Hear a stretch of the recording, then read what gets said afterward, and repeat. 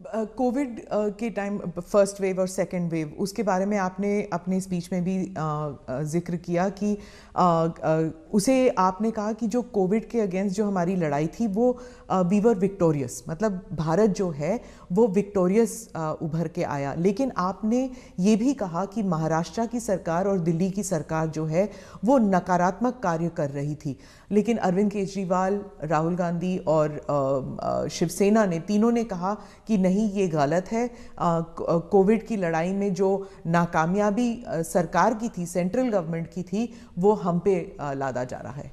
मैंने ये कहा कि कांग्रेस पार्टी जब लॉकडाउन हुआ, WHO समेत सब लोग कहते थे कि जो जहां है वहां रहे, वो एक जगह से दूसरी जगह पे न जाए, वरना कोरोना के वो शिकार हो जाएगा, उसका जीवन को तकलीफ हो जाएगी। और उस समय कोरोना किस चाल से चलता है, उसका रूप रंग क्या है, कोई पता ही नहीं था दुनिया को। लॉकडाउन, अफरा तफरी में लॉकडाउन राज्यों ने शुरू कर दिए थे, राज्यों ने लगातार अपनी तरफ, और एक राज्य लॉकडाउन कर रहा है तो दूसरे, तो इसलिए नेशन वाइड कुछ करने की आवश्यकता बन गई थी। ये लोग भूल जाते हैं, लॉकडाउन पहले से ही राज्यों ने शुरू कर दिए थे। भारत सरकार ने तो बाद में लॉकडाउन का निर्णय करना पड़ा सबको एक साथ उसकी स्थिति सुधारने के लिए। दूसरी बात है, मैंने कहा कांग्रेस पार्टी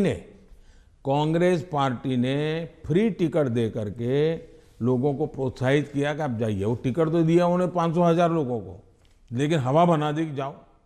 अब उस समय ये न करते तो हमारे देश के श्रमिकों को दो चार, क्योंकि भय का वातावरण तो था ही था, 2-4 दिन में चीजें संभल जाती उनको पर, तो बाद में व्यवस्थाएं खड़ी हो जाती। लेकिन उल्टा किया और पूरी ताकत श्रमिकों के लिए लगानी पड़ी। तब जाकर के योगी जी को हजारों बस भेजनी पड़ी यहाँ पर। यहाँ पर भी दिल्ली में आप पार्टी ने, उसके नेताओं ने जीपों में जाकर के झुपड़पट्टी में कहा है, वीडियो अवेलेबल है, कि भाई आप जल्दी जाइए और वहाँ पहुँचिए, वहाँ से आप अपने घर पहुँच जाइए, यहाँ तो लॉकडाउन हो रहा है।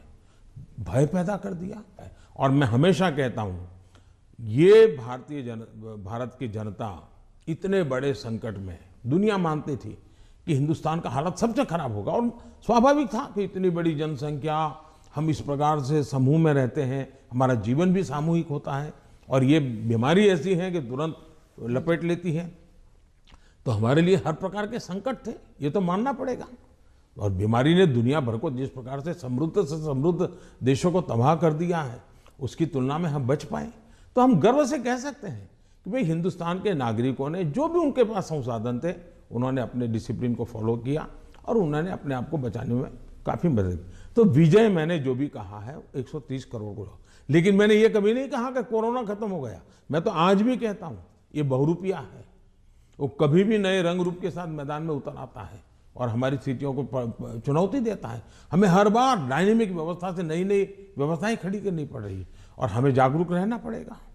प्रधानमंत्री जी, चुनाव 5 राज्यों में है। अब पंजाब की बात करती हूँ, तो आपको क्या लगता है कि बीजेपी ने जो अपना एलाई खोया है पंजाब में, उसकी वजह से मतलब तीसरी पार्टी आ रही है शायद पंजाब में पहली बार, पर बीजेपी कभी अपना रूट्स बना नहीं सकी उस राज्य में।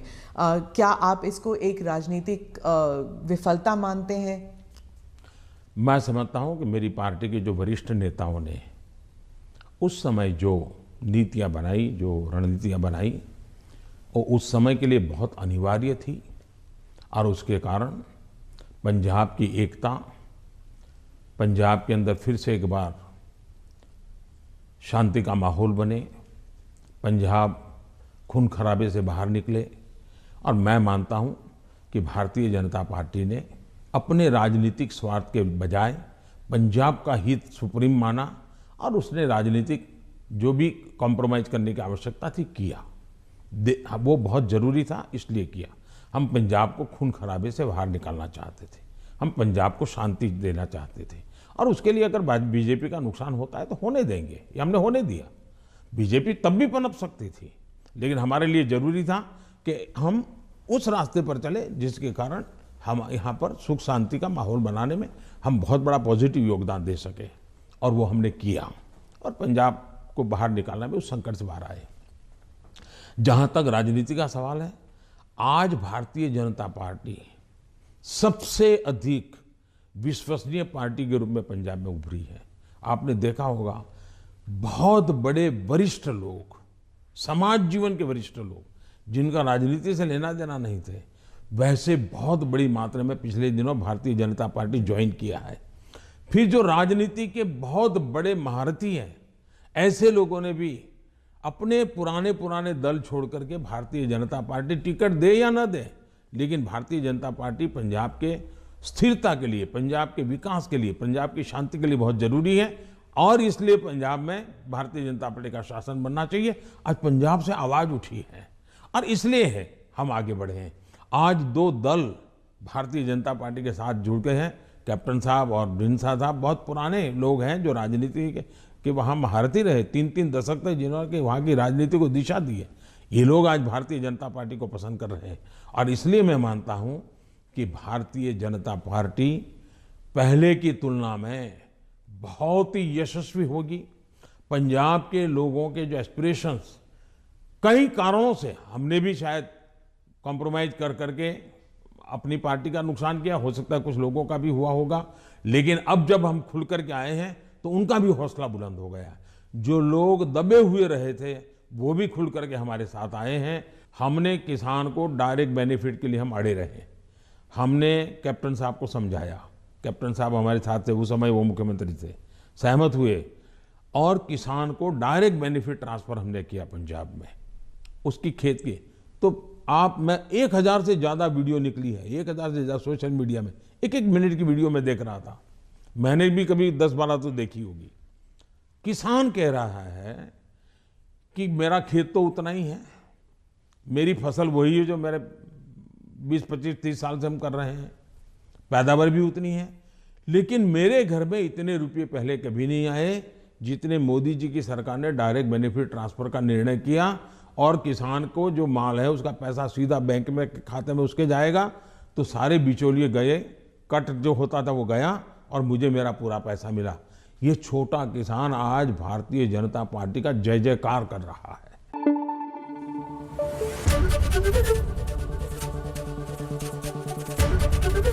एबीपी न्यूज़ आपको रखे आगे।